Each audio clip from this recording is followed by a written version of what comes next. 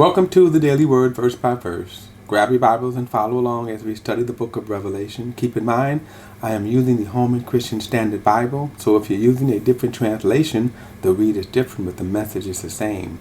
Okay, we're going to pick it up in chapter 8, and we are now moving to a second set of judgments.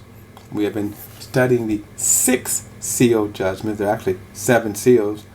But then the 6 seals are going to spill over into the trumpet judgments. The trumpet judgments will spill over into the bowl judgment. And each set of judgments will be more severe than the previous.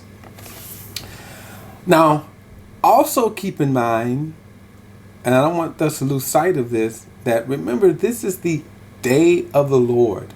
This is the time when Jesus is executing judgment against the wickedness of man.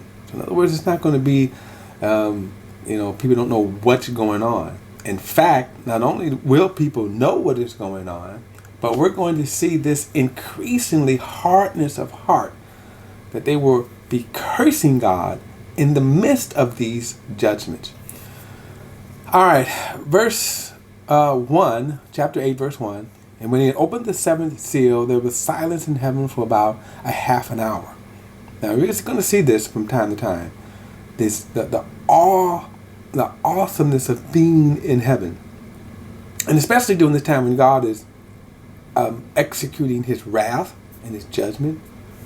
I think it's going to be when I say awesome, a frightening time as well as an awesome time. Now we won't fear God. We will never fear His wrath because of Jesus' work. So we would never fear that. But being in that presence and in amongst that awesome power, it's going to shake us to the core. Verse 2. Then I saw 7 angels who stand in the presence of God. 7 trumpets was given to them. So now this 7th seal is going to spill over, as I said, to the 7 trumpets. Verse 3. Another angel with a gold incense burner came and stood at the altar. He was given a large amount of incense to offer with the prayers of all the saints on the gold altar in front of the throne. The smoke of the incense with the prayers of the saints went up in the presence of God from the angel's hand.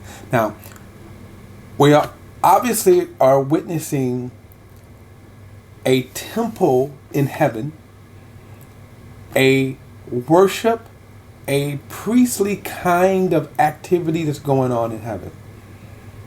Now, I want to share something from the book of Hebrews, and in chapter 8 and verse 5 it says, these serve as copies.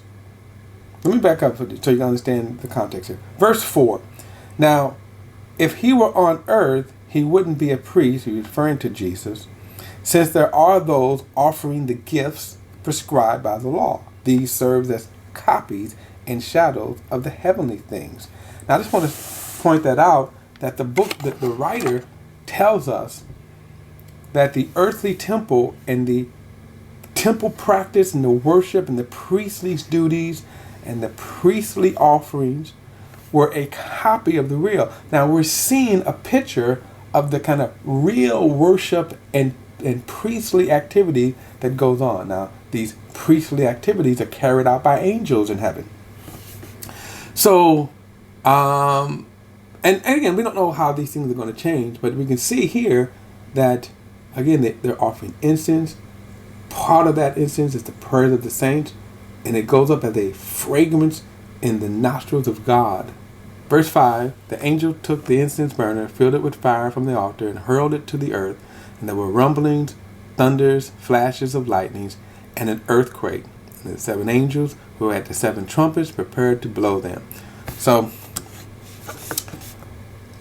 verse 7 is that the first angel blew his trumpet, and hail and fire mixed with blood were hurled to the earth. So 1/3 of the earth was burnt up, and 1/3 of the trees were burnt up, and all the green grass were burnt up. Now, understand that when God is judging, contrast this to natural disasters. And oftentimes people will say, I will put it like this, whenever a natural disaster happens, people there are going to be people who will say God judged. No, they could be natural disasters. And natural disasters happen for various reasons. But notice here, these are controlled judgments. A third, right? A third of the earth was burnt up. A third of the trees were burnt up.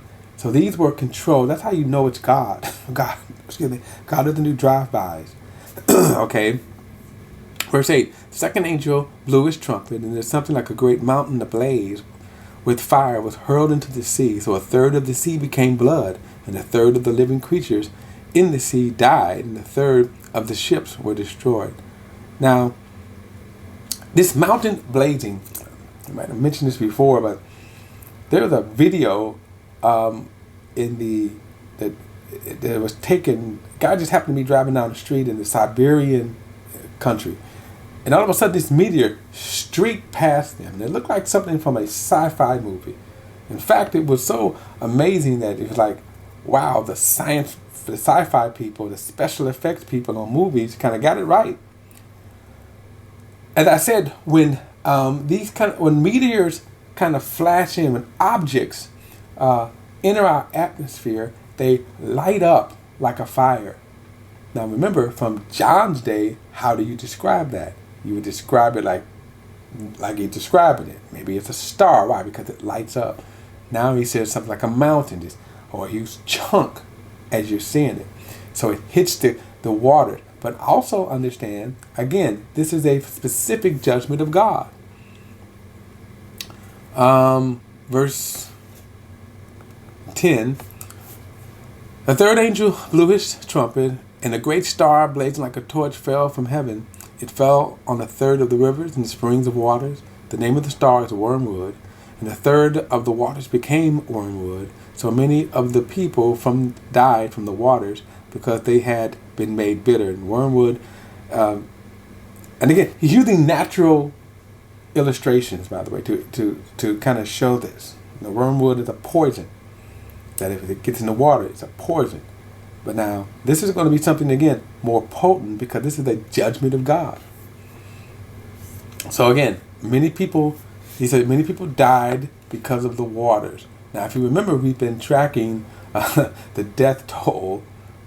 Not that we're morbid, but remember, we started off with the present day 7 billion, and now we're down to 5 billion. Now, we can't count this because he doesn't give us the number of the dead. He just simply says many people died. But at our current count, we're at around 5 billion people. Verse 12, the fourth angel blew his trumpet, and the third of the sun was struck, and the third of the moon, and the third of the stars.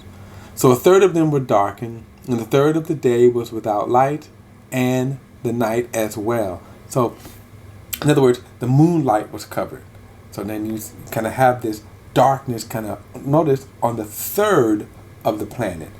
And that's why I say we always know the judgments of God because they're controlled.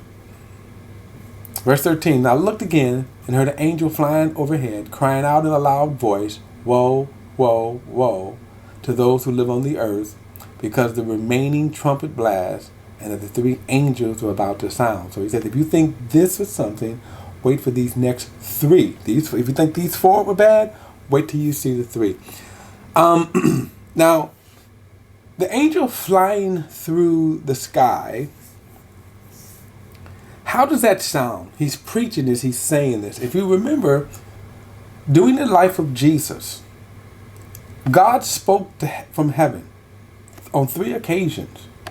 This is my beloved son. And on one of those occasions, in the 12th chapter of John, he records it, people said, oh, it thundered.